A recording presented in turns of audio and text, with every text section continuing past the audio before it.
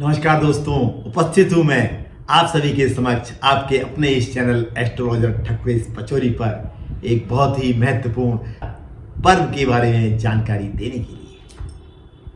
मित्रों, आज हम बात करेंगे होली के रंगारंग महान पावन पर्व की कि होली का ये रंगारंग जो महान पावन पर्व है वो 2025 में कब मनाया जाएगा और होलिका दहन के पीछे क्या पौराणिक कथा है, इस पर भी हम चर्चा करेंगे। और आपस में एक दूसरे को जो रंग लगाया जाता है इसके पीछे भी एक पौराणिक कथा है, इसकी भी चर्चा करेंगे। और होलिका दहन के उचित समय की भी चर्चा करेंगे कि होलिका दहन कब किया जाएगा। और अंत में एक छोटे से उपाय की भी चर्चा करने वाले हैं।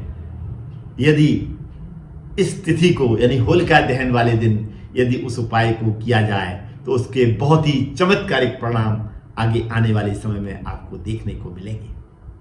इन समस्त बातों पर हम चर्चा करेंगे। अतः आप सभी से अनुरोध है कि अंत तक हमारे साथ इस चर्चा में अवश्य बने रहें, संपूर्ण जानकारी को प्राप्त कर उसका लाभ लेने के लिए। मित्रों, प्रतिवर्ष फागुन मास की पूर्णिमा को ये होली का रंगारंग महान पावन पर्व मनाया जाता है। और इस वर्ष जो होलिका दहन है मित्रों, वो 13 मार्च 2025 दिन गुरुवार को होलिका दहन किया जाएगा। और रंगारंग जो महान पावन पर्व है वो 14 मार्च 2025 दिन शुक्रवार को मित्रों पूरे देश में बहुत ही हर्षोल्लास के साथ मनाया जाएगा। होलिका दहन के लिए आवश्यक होता है कि उस दिन पूर्णिमा हो, सूर्यास्त हो गया हो और भद्रा रहे तो वो समय होना चाहिए। क्योंकि पूर्णिमा तिथि मित्रों 13 मार्च 2025 को दिन के 10:02 से प्रारंभ हो रही है, जो कि 14 मार्च 2025 को दिन में 11:11 तक रहेगी। और इस दिन मित्रों भद्रा भी प्रारंभ हो रही है, जो कि सुबह 10:02 से प्रारंभ होकर रात्रि में 10:37 तक मित्रों इस दिन भद्रा रहेगी। तो भद्रा रहित पूर्णिमा तिथि सूर्यास्त का समय हमको जो मिल रहा है मित्रों वो 13 मार्च 2025 को रात्रि 10:37 के बाद मिल रहा है। अतः होलिका दहन 13 मार्च 2025 दिन गुरुवार को रात्रि 10:37 के बाद मित्रों किया जाएगा। होलिका दहन से पहले हमारे कई मित्र चौराहों पर लकड़ियां इकट्ठी करते हैं होलिका दहन के लिए।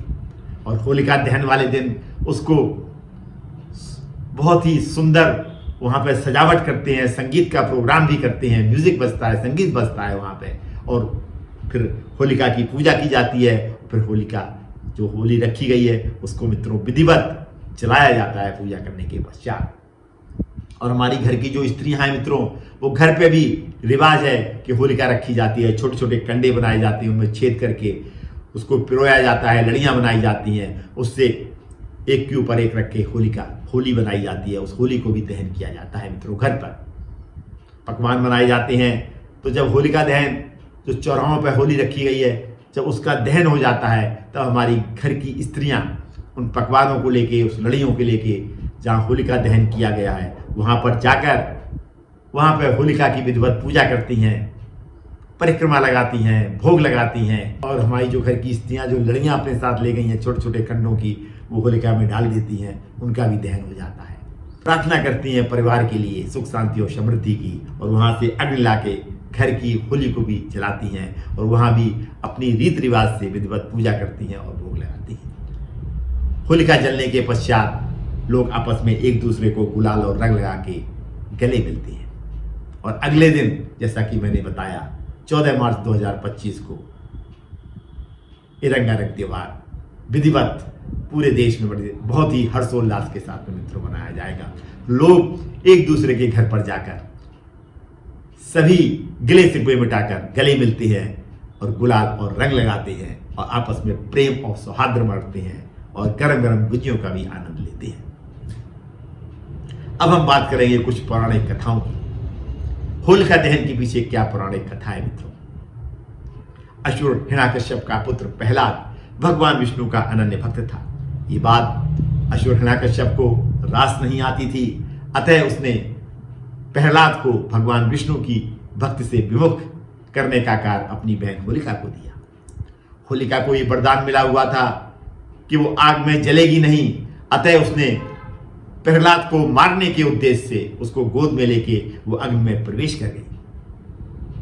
क्योंकि प्रहलाद भगवान विष्णु का अनन्य भक्त था, अतः हुआ इसका उल्टा।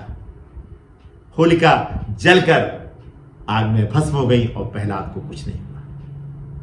अतः इस दिन को मित्रों होलिका दहन के नाम से जाना जाता है और होली इस दिन इसीलिए जलाई जाती है क्योंकि ये पर्व जो है मित्रों बुराई पर अच्छाई की जीत का भी पर्व है। अब आपस में एक दूसरे के रंग लगाने की परंपरा क्यों प्रारंभ हुई, इसके पीछे भी एक पौराणिक कथा है। एक बार भगवान कृष्ण माँ यशोदा के पास पहुंचे और उन्होंने माँ यशोदा से कहा कि माँ यशोदा मेरा रंग सांवला क्यों, राधा गोरी क्यों। तब मजाक ही मजाक में माँ यशोदा ने उनसे कह दिया कि तुम जाके राधा के चेहरे पर रंग लगा दो तो राधा का चेहरा भी तुम्हारी तरह सांवला हो जाएगा। अतः भगवान कृष्ण ने इसी दिन गोपियों को, राधा को रंग लगाया था। अतः इस दिन रंग लगाने की परंपरा और होली खेलने की परंपरा मित्रों प्रारंभ हो गई। अगर हम बरसाने की होली देखें मित्रों, लठमार होली तो देखते ही बनती है मित्रों, बहुत ही उत्साहपूर्वक बरसाने की होली मित्रों मनाई जाती है। अब हम बात करेंगे मित्रों इस तिथि पर किए गए कुछ उपायों की। यदि आपकी कोई भी मनोकामना बहुत दिनों से पूर्ण नहीं हो पा रही है और बहुत ही कठिन मनोकामना है तो करें होलिका दहन वाले दिन एक विशेष उपाय। एक जटा वाला नारियल ले लें और मित्रों उस नारियल को अपने ऊपर से 7 बार एंटी क्लॉकवाइज उतारें। मन में मनोकामना की पूर्ति हेतु प्रार्थना करें और ओम ऐं ह्रीं क्लीं चामुंडाय विच्चे इस मंत्र का जाप करें और उस नारियल को मित्रों जलती हुई होली के मध्य में डाल दें।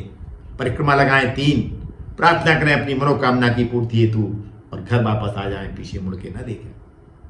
अगले दिन वहीं पर जाकर वहां की राख ले आएं और उसको पुड़िया में बांध के पूजा कक्ष में रख लें। पूजा करने के पश्चात प्रतिदिन अपने माथे, कंठ और नाभि पर उस राख को लगाएं और मनोकामना की पूर्ति हेतु प्रार्थना करें। मित्रों अगली होली नहीं आएगी और वो मनोकामना कितनी भी कठिन क्यों ना हो अवश्य पूर्ण होगी यदि आप श्रद्धा और विश्वास के साथ में इस प्रयोग को प्रतिदिन करती हैं जब तक आपकी मनोकामना पूर्ण हो।